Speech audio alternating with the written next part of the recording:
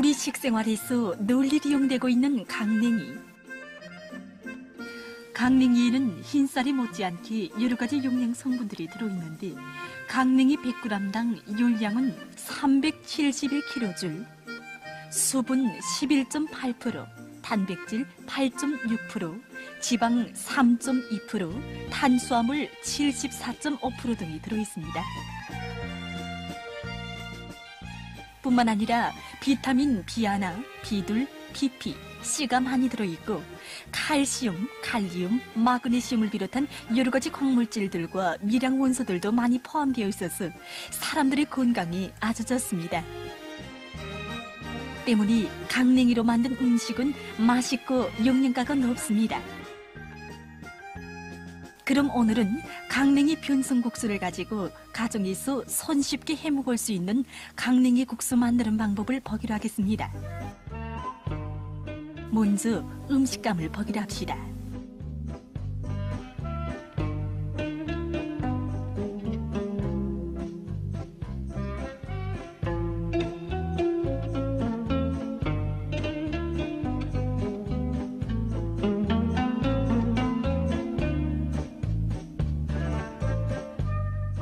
올곧은 강냉이 국수를 물에 담궈 녹입니다. 강냉이 국수를 올곧다가 먹으면 국수빨이 더 쫄깃쫄깃해지게 됩니다. 다음 끓는 물에 데쳐냅니다.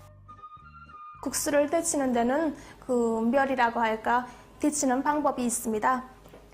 일부 사람들은 흔히 가정에서 국수를 데칠 때 끓는 물에서 데치는 것이 좋다고 생각하는데 이것은 그리 좋은 방법이 아닙니다.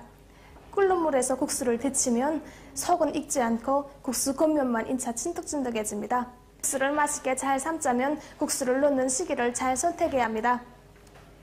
국수는 가마 밑급에서 작은 기포가 형성될 때 이때가 바로 물이 끓기 시작하는 순간인데 이때 국수를 넣어야 합니다. 국수를 넣고 몇 분 저어준 다음 가마 뚜껑을 덮고 물이 끓어오를 때 찬물을 끼얹어 가라앉혔다가 물이 재차 끓으면 건져냅니다. 이런 공정을 거쳐야 국수빨이 매끈매끈하면서도 쫄깃쫄깃하고 국수가 충분히 익게 됩니다. 국수는 연한 소금물에 데쳐야 풀어지지 않고 맛이 더욱 좋아집니다. 다음은 데쳐낸 국수를 물에서 두세 번 씻습니다. 이 씻기 공정은 중요한 공정입니다.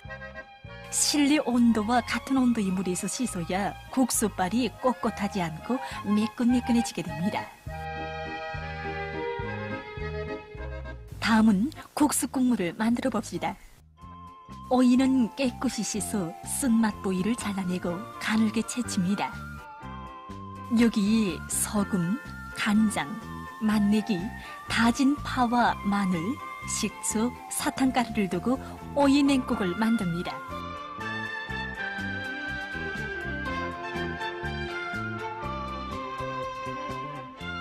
이번에는 강냉이 국수에 올려놓을 꾸미를 만들어 봅시다. 고구마 잎줄기는 삶아서 불 구워 넣었다가 깨끗이 씻어 적당한 크기로 씁니다. 소금, 파, 마늘, 맛내기를 두고 기름에 볶아냅니다. 풋고추는 절반 갈라서 씨를 털고 가늘게 채칩니다. 음식감들의 초벌 가공이 끝나면 여러 가지 양념감을 두고 기름에 볶아냅니다. 꾸미와 국수 국물이 다 만들어지면 국수사리를 담은 그릇에 오이 냉국을 부어냅니다. 접시에는 양배추김치, 고구마 잎줄기 볶음, 미역줄거리 볶음, 버섯볶음, 풋고추 볶음을 보기 좋게 돌려 담고 가운데 삶은 달걀 반알을 넣습니다. 양배추 김치 국물은 공기에 담아냅니다. 먹음직스러운 강냉이 국수가 완성됐습니다. 우리 가정주부들이 여러 가지 요리 상식들을 잘 알고 식생활에 적극 활용한다면 늘 보는 음식감들을 가지고서도 더 맛있고 이채로운 음식들로 가정의 식탁을 풍성하게 할 수 있을 것입니다. 지금까지 강냉이 국수를 맛있게 만드는 방법에 대해서 알려드렸습니다.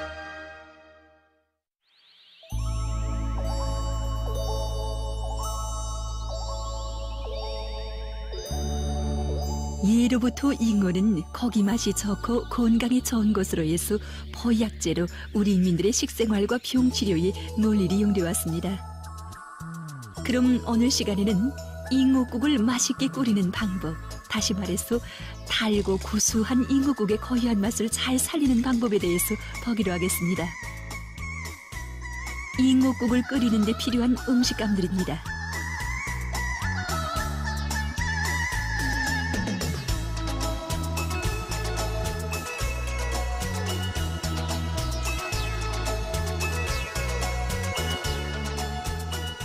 먼저 잉어를 깨끗이 손질합니다.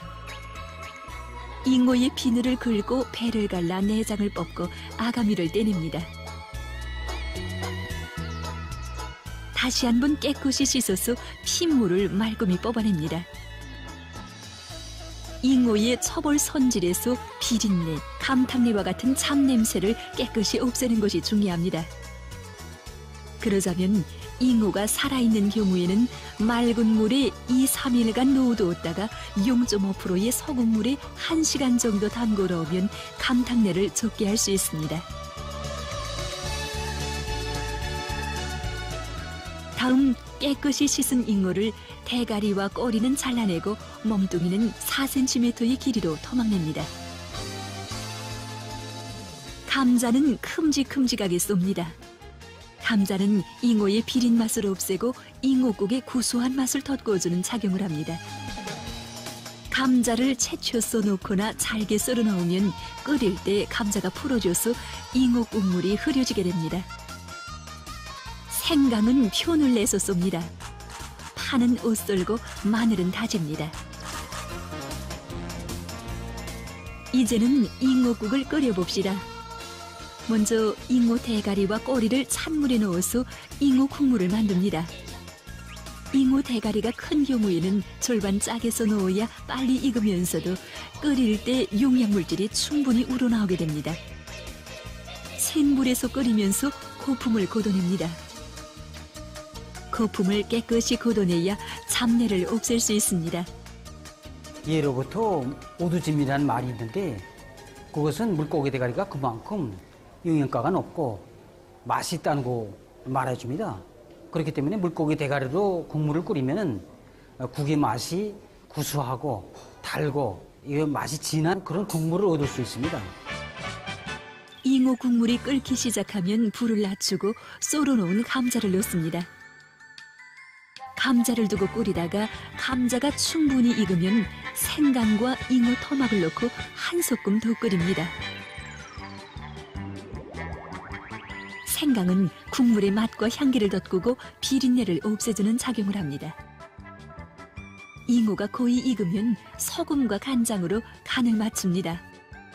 일부 사람들은 민물고기라고 하면 무턱대고 비린 맛이 나고 감탕내가 나가기 때문에 여기에는 반드시 된장이나 고추장, 고춧가루를 넣어서 벌겋게 만들어야지 물고기 맛을 느낀다고 생각하는데 그것은 잘못된 생각입니다. 물고기의 고유한 맛을 느끼자면은 소금과 간장으로 맑고 산뜻하게 끓여야 합니다. 된장을 넣으면은 된장 그 자체가 텁텁한 맛이 나고 된장의 진한 맛이 들어가서 물고기의 순수한 고유한 맛이 사라지게 되는 것입니다. 잉어가 다 익으면 쑥갓과 오선파, 마늘을 넣고 맛을 들입니다.